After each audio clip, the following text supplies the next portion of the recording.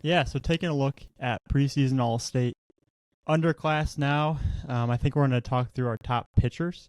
Yeah, Pete, you and I were kind of talking at the beginning of this episode, like about how many arms there were that were like touching 90, and that's great if you can throw 90, but if it's, not clean, if it's not strikes, that's, another thing. And with this arm here, Anderson Kaufman out of Alton, the 2028, it was 90 to 92 with strikes. It was polished, threw a slider and changeup for strikes with good pitch or good movement on it. Like, he's a competitor. It was one of the most polished pens that I've seen doing this probably. Really not enough good things I can say about Anderson. Like, it was just clean mover, easy. It comes out of the hand so good. And I think he's just one of those guys that he's one of the best pitchers in Illinois. And I know we talked about it yesterday, probably in the Midwest too. I mean, I actually really liked them with the bat too, but no, like I watched the video, I wasn't down there for it.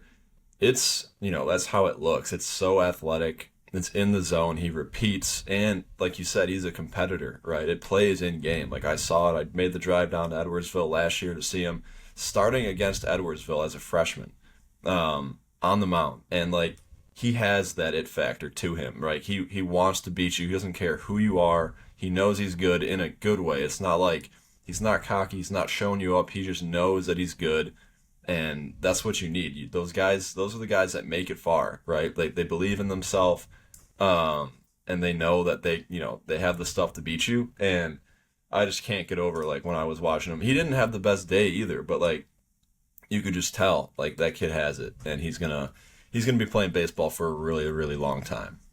Yeah, but I absolutely love the video. It just like it's one of those videos where it's like it excites you for Kickoff Classic coming up here in a couple weeks. Like we got to see like his start when we're down there. I feel like, but it was awesome. For me, I'm gonna go with Dodger Frederick here, out of Lane Tech, 2028 prospect. Last bullpen of the day for the underclass before we transition over to upper class, and like it was just absolutely electric. Listen, I saw Dodger last spring. It was really good. I came away like, hey, like, and at that time, like our 2028 rankings were really small, and I just remember coming away like, Drew, like we gotta rank this kid. Like this is pretty unreal for at that time a freshman starting on varsity. The way the stuff has just ticked up, like every time we see him, to me is what stands out. Like the frame is incredible. Like he's 6'4", 216. At 16, like I don't even know if this kid can drive yet. And like his fastball was 92 to 94. It was giving me similar vibes to Brady Bunick's bullpen last year at the same event. I think Bunick is probably a little bit more of a dynamic mover, but like, man, Frederick gets down the mound well as in his own right. Like, his slider to me was like flashing serious wipeout potential at 81 to 82. Like that's the type of pitch for opposing right-handed hitters. I don't think any of them are going to like see in this spring, coming off, a low 90s fastball. And then he's showing me like a real splitter that can, do the same type of damage to left-handed hitters on the other side. Like 82 to 84, it's got that hard, fading action to the arm side. So I was pretty blown away. Very high octane stuff for a kid. I don't even know if this kid has his license. So shout out to Dodger, another guy where it's like, hey, we gotta go see this spring. Yeah, and I mean another one of the top arms. He was on the mound just right next to me. So I was kind of peeking over at it and just looking back at video. It's right-handed pitcher Nick Chirotto out of Edwardsville, another 28 from that Southern Illinois area like Kaufman. It is athletic. It's clean. It's easy. The fastball works in the upper 80s. I think he touched a 90. Really good curveball. It's average 2359 RPM with quality like metrics to it. It was negative 12 inches of horizontal or induced vertical break, and then negative 16.8 inches of horizontal movement. He threw a changeup that had some fade, and his cutter was kind of like a sweeper slider feel at like 78 to 79. But he's just a really, really impressive arm who also can do it at the plate as well. And Drew, I see you've got some notes in there maybe that you want to touch on him. No, yeah, you guys, I mean, I think to kick this off, you mentioned, hey, it's great to throw, throw hard, right? But it's all about like how you do it and what kind of secondaries do you have and what kind of feel do you have and how does your arm work? Are you athletic? Are you a good mover? And like Chiroto makes everything he does look easy. Like he's throwing easy upper 80s on the mound. He's got the starter profile and he's highly athletic. Like he ran a 6.7 860. He was 92 across the infield, 98 exit velocity. And like his brother Joe, he's trying to two-way at Alabama right now. Like Nick was awesome on the mound. He's been awesome on the mound. He's a two-way guy for me. Like until one thing peaks above the other, like they're both really, really interesting. He's just an overall stud. And you mentioned Anderson Kaufman, and like it gets me really fired up about that Metro East area right now. Like we had it last year with the Connor Blues of the world and the Austin Muzos, and in the past with Xander Muth and Drew Gray, and like they just keep coming through the woodworks down there in the Metro East, and it's like, all right, here's kind of the next crop of legit guys. Nick Chiroto, Anderson Kaufman, a guy at Highland, Tyler Mertens, we really liked, like a left-hander, loose mover. Matt Morris at Triad, really curious to get a look at him this spring. So like, it was just really cool to see that. Them coming up to the max to show us kind of what they've done in the winter. I know we saw Chiroto at the GBA Scout Day and stuff like that. But man, there's no slowing down in that Metro East area. And Nick Chiroto, I thought, had one of the best overall showings of anybody at the event. Yeah, another one. Sorry, Gab, before you move on. Like, with Chiroto, he was one of the first guys to throw, and, like, he was on your mound. I'm, like, trying to sneak a peek over at it because, like, we've been seeing stuff from this winter, and, like, just the movement patterns, like, it's so impressive at that age, like, similar to Kaufman, right? Like, Kaufman, the way he moves for 2028, like, it's kind of ridiculous, and, like, man, how smooth Chiroto was, it was just really impressive, and that's the type of stuff you bet on. So, just want to give him some more kudos there. I'm going to, like, even you look at his body type, he is nowhere near where he's going to be someday. Like, he is still baby-faced, really thin, has, like, so much more quality muscle to put on down the road. Like, there's so much more maturing to do. And, like, with how easy he makes everything look, like, to me, that's a high-end, caliber prospect in the class, in the Midwest. He's going to be a high follow. As Anderson Kaufman is, like, every school in the country needs to know about both of those guys. Yeah, another arm just to mention here is right-handed pitcher Landon Connolly, a 2028 out of Naperville Central. Fastball was 90 to 92, and then had some good metrics on his curveball and slider, but just an arm worth following. I mean, 92 as a 28, like that's just nothing to shy away from. Like that is unreal numbers there. So a guy out of Naperville Central to keep an eye on for sure. Kind of came out of nowhere, if I'm being honest. We had seen some video in the winter, got him an invite to the event. Gonna be a guy we're gonna want to watch in game. See what it looks like in game. Clearly, there's arm talent there. There's a lot of arm strength. Let's see how he can handle himself in a game. Who knows what his role is going to be for Naperville Central this year? If he's going to be a varsity guy, I have no idea kind of what they're working with there. But man, Landon Connolly definitely put himself on the map as I think for all of us. We're talking about the preseason underclass here, preseason All-State underclass. Like this is a huge part, as the entire winter is, to hey, who are we going to follow this spring, and who are the guys that are getting on that preliminary list of like, we need to see them for the future games. We need to go through and cross-check every single one of these guys now for the future games. Start building out that roster throughout the spring, early on in the summer. And like Landon Connolly's a guy we're going to at least have to reach out to and see like, hey, what is your status this spring? Where are you throwing? When are you throwing? And go from there. But huge shout out to Landon because that was a name that we were not too familiar with before the event. And he went out there and, like you said, I mean, he's throwing in the low 90s as a sophomore. So clearly there's a lot of talent there. All right, so this next topic is I call it upside arm, and I put this guy here because I thought this would make sense for him, but he doesn't only have upside. He's presently a very, very talented arm right now, but I think there's so much more to come in right-handed pitcher Jack Postma, a 28 out of Barrington. He's 6'5", 200 pounds. he continually is looking stronger in the frame each time we see him, but there's so much more physical development still to come, in my opinion. It's wiry, long levers, and something that's really impressive to me is the way that he moves and his ability to control his levers, because he is so tall at such a young age, but he moves really well. It's super easy. And the fastball was 88 to 90, touch 91. And then it was pretty polished too. Like he threw a slider and a changeup. Also threw a sinker at 89 to 91. It had 16.9 inches of horizontal movement. But with Jack, like it's only getting better.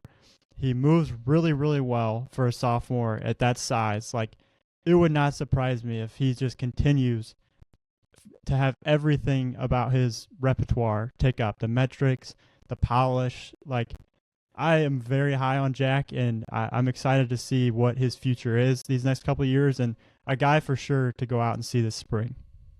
It's really bold of you, Gav. But no, I mean, he was one of my favorites of the day. Like you said, I mean, the frame continues to get better. Like he's 6'5" and he's 200 pounds now. Like he's starting to fill out a little bit in a good way. But yeah, I mean, it's 91, but it's from a low slot, right? He's got that lower kind of deceptive window. And there's two different shapes to the fastball. Like the sinker is a different shape with more run, and the fastball can kind of play up in the zone, the four seam. And I mean, the changeup's a real weapon. Like it averaged 1 IVB and up to 18 inches of run. That's a real changeup, especially from that slot. And then the slider, like the spin's still coming along, but the shape is good. You know what I mean? It's like, and you can throw it for strikes in game. So that's 4 real pitches, a ton of upside, and a great call. Well, and you kind of said it at the start, and I think you're spot on, Gav. Like, he, to me, is one of the higher floor, higher ceiling prospects in the state. Got some varsity time as a freshman. But another guy I'm just going to throw in here, he's long been a fan favorite of ours, but, like, on that same, like, high floor, high ceiling is Colin Lawler at Marist, 2028. Now, there's some other guys, pumping 90, 92. Like, that's not Lawler right now. It's an athletic, long-levered body, left-handed arm. He was more in the 84, 85 range, but it looks unhittable just watching him throw a pen. The way he moves down the mound, the slot, it's a lower release height, and he gets a lot of IVB to it. I want to say he was averaging about 18 inches of IVB. And then he's throwing a hard slider, maybe even cutter. Tight profile pitch there in the upper 70s, and then a changeup with a lot of horizontal. And he's long been like a dominant performer. He had a great freshman year for Marist, and like he just continues to be trending in that right direction. Like for me, who cares if it's like 84 versus somebody throwing 92 right now as a sophomore? Like, we know that guy performs. We love the movement patterns. He's only going to continue to get better. That is a left-hander that I'm watching in this class, that I think's, about as good as it gets for when you stack up the left-handers in this class. So keep an eye on Colin Lawler for another standout spring season, and that's a guy we'll be out to see as well. I'm going right-handed pitcher Theo Schroeder.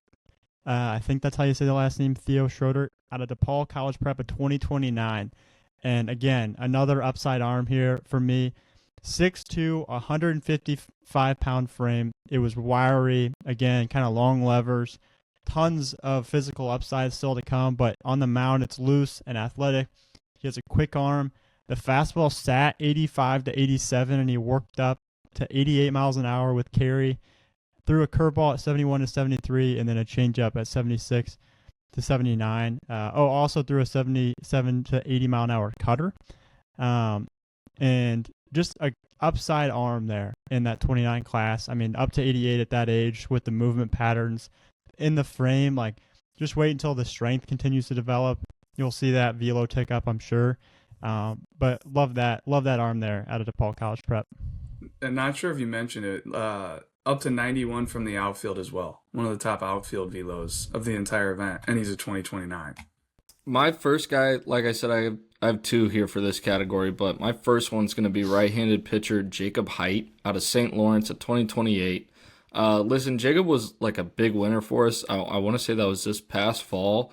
on both sides of the ball, and like he did it well from both sides of the ball, like at this event as well. But on the mound, man, like it's 6'1", 179. I just kind of love how the arm works. It's kind of longer but loose. Works out of that high 3/4 slot, and like his fastball was 81 to 83. He touched an 85 right at the end of his pen, but it's got some sinking action to it. The more impressive stat really with Jacob from this is like we talk about these young guys and like the stuff they have. His fastball was in the zone 67% of the time. He threw his curveball for strikes 80% of the time and threw his changeup for strikes 60% of the time. So to me, like, yeah, we're talking about their stuff and everything, but like at that age, if you can actually like control, especially your off-speed stuff, like I feel like that's usually the thing that comes later. But for him to control his stuff, I know it's a bullpen setting, it's not in game. Still, to me, that's impressive. His curveball was 70 to 72, flashed some depth. Changeup had that sink and fade type action to it at 73 to 76, but no clue. Like St. Lawrence is loaded this year. No clue like if he'll be able to get some innings this spring, but definitely a guy I'm sure Coach Lotus is excited about his future. Yeah, one last one for me, Ty, was right-handed pitcher Sonny Mateo out of Montini Catholic in 2028. And again, just that 6'1", 153-pound frame, plenty of room to add strength to that. But it was minimal effort on the mound, pretty easy. Fastball came out clean, was low 80s, but worked up to 86. And then his curveball averaged 23.35 RPM. Metrically, negative 0.2 induced vertical break and negative 18.7 inches of horizontal movement. So a 28 arm there to keep an eye on for sure. He's another guy that, was a two-way as well. Like a shortstop that's really good on the mound. Love those guys. They tend to be athletic. They tend to have a lot of feel. Nick Braultz, for me, is right up that, same alley at Champaign Central. He's kind of like a pick-to-click for me, a sleeper, if you want to talk about that. We might have a category here for sleeper arms. I just think Nick Braultz is going to continue to be a guy that elevates. He was 83, 86. He ran a 6.67 as a position player. So give it one of those. But no, Braultz, there's something about his presence on the mound too and how athletic he moves down the mound. And then just looking at the body type, like it's athletic, broad shoulders, like 6'1", 180 pounds, and really good breaking ball, high spin breaking ball that he's got feel for, throws for a strike, has good shape to it, gives me starter profile. I think this guy, when he's a senior, like he may be 83, 86 right now, I would not be surprised at all if it's a 90, 92 guy with a ton of pitchability as a senior. But that's just one of my kind of pick-to-click fan favorites right there. Yeah, my last upside arm here is right-handed pitcher Vicente Amaro out of De La Salle, 2029. He's a guy who kind of came onto the scene last spring at a Rising Stars event for us. Went to our Rising Stars game last summer, and like the way his stuff is ticked up and also the way he moves, I feel like he's gotten a lot more athletic moving down the mound. Like last year at this time, like he was just a little raw, right? Like he's a younger guy. I thought it was raw last year, but like, man, he's 6 foot 140. The fastball was 85 to 86 and kind of showing me some carry at times. Like he topped out at nearly 18 inches of IVB. The curveball was 71 to 73. Had some sweep, but he could throw it in the zone for strikes. And then his changeup was 76 to 78. Had that hard downer and also showing some fade to it at times as well. Like, just really impressive for a freshman. Like I said, just the strides he's made. Like, kid we've seen now a few times coming to our events. So, want to give him his kudos. Yeah, looking here at two-way standouts, one of the biggest standouts for me from a two-way perspective was right-handed pitcher Cannon Baxley at 2028 out of Caneland.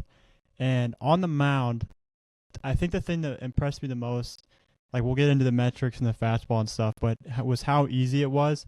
Watching the video back, it looked like he was just flicking the ball in there. Like it was just so easy, like no effort at all, and it was coming out at 85 to 88 with the fastball.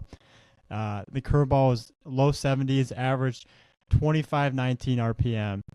Metrically, negative 19 inches of induced vertical break, negative 8 inches of horizontal movement. He killed a spin on a changeup that was 78 to 80. I think it was like 1,000 RPM or something. But yeah, Cannon's just one of those two-way guys that I know at the plate too. He had a big day. I think he ran a 6. Was it a 6.7? Does anyone know that off the top of their head? Talking about Baxley? Baxley, yeah. Yeah, he ran a yeah. 6.77. Yeah, just a really good two-way there out of Caneland. I'll go to mine next. Gavin, I see you got multiple here. I'll start out Josh Wimette, out of Carmel Catholic at 2028. Guy was a super sophomore for us last year. We know he can do it on both sides of the ball. He had a great all-around showing on Saturday. Left-handed swing, like it's high bat to ball in game, but in this setting he reached 100 miles an hour off the bat, but it's really easy. It's simple. He was also 88 from the outfield, but I loved how much better it's gotten on the mound. Like he's long been like a smooth, easy mover down the mound. It's still that way. For me, I feel like the biggest stride was like with his off-speed stuff, kind of like firming it up. Making everything a little bit sharper with the secondaries. His fastball was 84 to 86. Curveball was 69 to 71, but ton of feel for the zone. And then his changeup 74 to 76. And to me, like that pitch, I think is a real out pitch this spring for him over there at Carmel Catholic. Like I think he's going to get a ton of ground balls with a pitch like that, and also miss bats. So wanted to shout out Josh. Like I came away very, very impressed with just how the off-speed stuff has really ticked up. Yeah, and another right-handed arm that I liked that also showed well with the bat is right-handed pitcher Brock Hamilton out of Homewood Flossmoor at 2028. Just a strong, big-bodied, 6'5", 240-pound frame with strength all throughout that frame. But he moves really well for that size. The fastball was 84 to 88. Showed a curveball at 70 to 74 with like 11.5 shape. And then he was also throwing a splitter at 73 to 77. And just an arm there that I was really impressed with. And then at the plate, looking back at it, he had 5 balls over 95 miles an hour and also peaked at 97.6 miles an hour. So he's a right-handed hitter at the plate as well. So Brock Hamilton, a 2028 out of Homewood Flossmoor to know. Yeah, 6'5", 240 isn't supposed to move like that on the mound. I saw it. It was super loose and easy. But, yeah, at the plate, I know myself and Tyler were big fans of him. Just the strength that he has and the effort that it takes to get to it is almost non-existent. So one to really watch on both sides of the ball for sure. Yeah, and another two-way for me, left-handed pitcher Luke Crowder, a 2028 out of Bennett. Fastball was 85 to 88, touched 89. Again, I like the way that he moved. It was pretty easy. Showed a curveball with like 12.6 shape that had late depth at times. He threw a slider that was more horizontal in the mid-70s.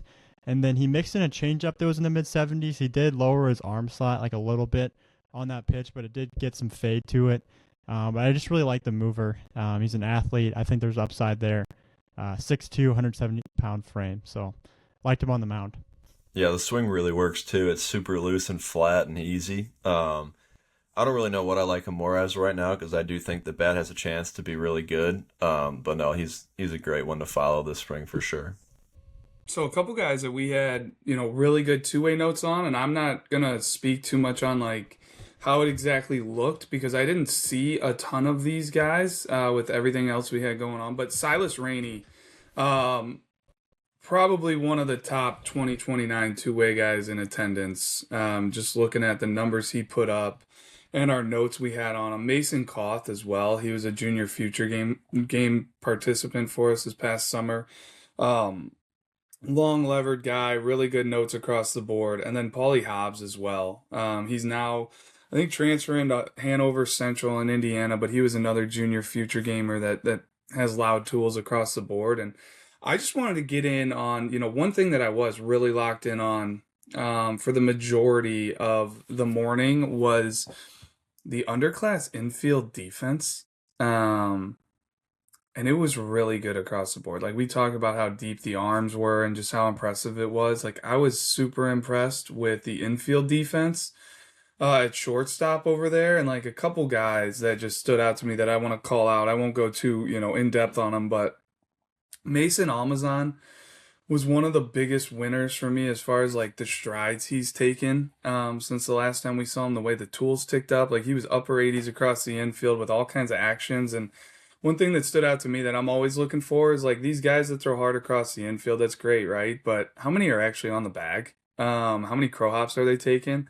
And Mason Almazan was on the chest, on the glove every single time. It was like maybe the most accurate arm through all the infield defense, and then he was upper 80s on the mound as well.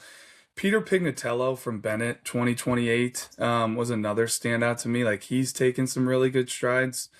Since the last time we had seen him, he's a left-handed hitting shortstop. Also pitches, but I think, the calling card might be him as a position player. And I thought the swing was really clean. I thought he took a really good round at infield. Andrew Jones, a 2029 out of Marist, was one of the more natural infield defenders. I thought his arm had really ticked up. Like it was playing with a lot of carry across the diamond. Gaetano Lazara was one of my favorites as well. Lake Park 2028. Really good feet, like active feet, plays, on the balls of his feet, or I guess on his toes. But really active, played through the baseball well, arm played really clean, had a really like advanced double play turn, body control play. Like that's when you're looking at the athleticism, the body control, like how do they move? How do they handle their body on the move? Are they on skates? Or, do they have really good control of their levers? So Chase Boykin was another one. Marion Catholic 2029. He ran a 6.6960. As a 2029, like that's elite. And that speed and that range really played up on the infield for me. I loved it. He's a flat out like left side shortstop type defender with big time actions. Braden McMillan is another one. Timothy Christian 2029. I thought he had a really sound round of infield defense. Was another name that I wasn't like super familiar with. And then Davis Venters at Mount Zion, like very fluid mover, easy, plays on the move, really good body control, like I mentioned earlier, can throw from multiple slots. Really liked what Davis Venters presented as well. And there's some others that I don't just have, written down right here that I can't wait to look into in the future. But those were just a couple that I thought deserved mentions. Should we move on to best overall prospect here? All right, I'll stick my neck out on this one and go with Carver Cone. The dude just is an absolute stud, just continues to get better, like true switch hitter. I remember a couple of years ago I asked him which side was his natural side, and he said he didn't know, which is scary, like in a good way. Like the kid just feels natural from both sides. But he peaked at 102 left-handed and 104 right-handed. And maybe the most impressive thing was he ran a 6.63 a week after fully getting cleared with the injury that he had at the Super Sophomore games. I don't remember exactly what it was, but I know he had to get surgery. So the kid was out for like 6 months and got cleared. A week later, runs a 6.63. And the tools are just across the board, right? He's 92 from the outfield too, and he can really go get it out there. He's a natural defender with instincts and range. And then he told me just for fun that he was up to 90 on the mound recently, like a week ago. So just an absolute freak. And it's no wonder he's number one in the state for us and a top 15 guy in the country. Yeah, I obviously echo everything you just said about Carver. I had him listed as mine, but I had another name too, and that's Todd Delaney Jr. out of Nazareth, the 2029. Like, I think the thing with both those guys is they look the part of guys that should be, at the top of the class, right? Carver's number one in the 2028s.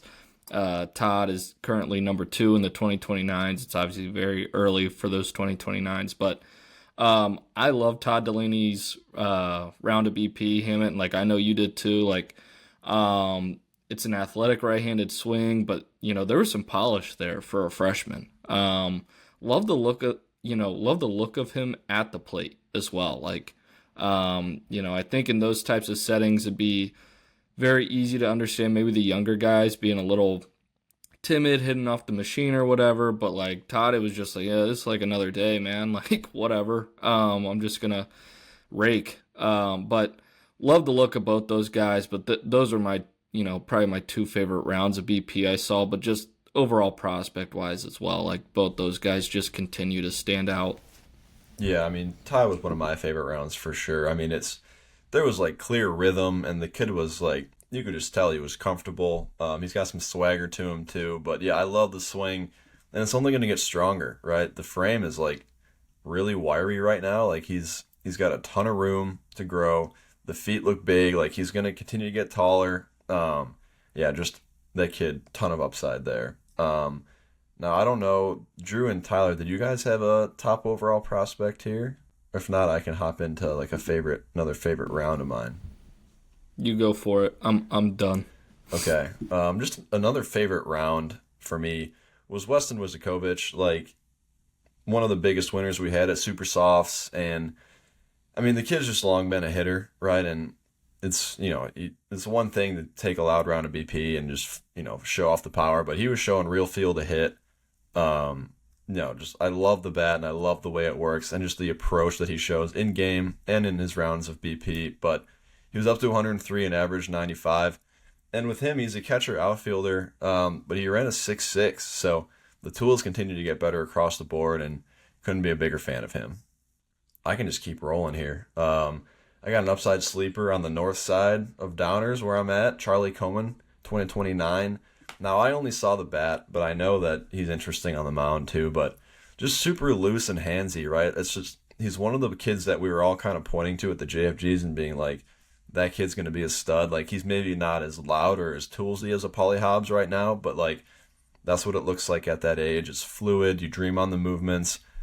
But the frame is getting better. Like, it's 6', 178 now, and the strength is starting to be a little more prevalent. He's up to 96. And I saw he was up to 81 on the mound with feel for a curveball and a changeup. So a good two-way for DGN, and they just keep adding to their list of prospects over there.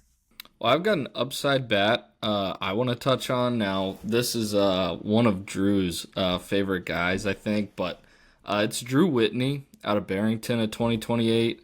Kind of came onto the scene for us last summer. I believe he moved in from out of state. I don't remember what state that is, but I want to say maybe Georgia. Yeah. I'm just throwing it out there. That sounds right. But left-handed hitter, 6'2", 194. Really impressed us with the bat last summer, but man, it's gotten so much better. It's direct, it's simple. There were a ton of line drives. And he had a max EV of 100, so a guy I'm curious to see if he can get any at-bats for Barrington this spring, which not to spoil anything in a coming episode, but I think we're all really high on Barrington entering this spring, and Whitney's definitely a part of that, whether or not he gets at-bats on varsity this year or not. So, all right, guys. Well, I can kind of finish us off on this underclass talk here. Couple notes that I had, like one thing I'm always kind of peeking at during bullpen settings is the catchers.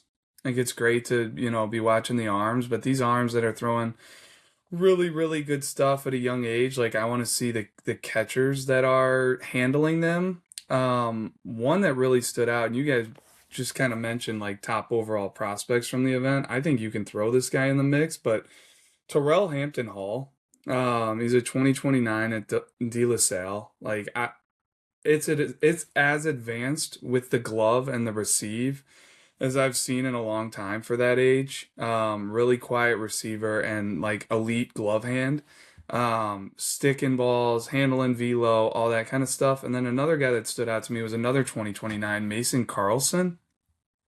He caught Anderson Kaufman.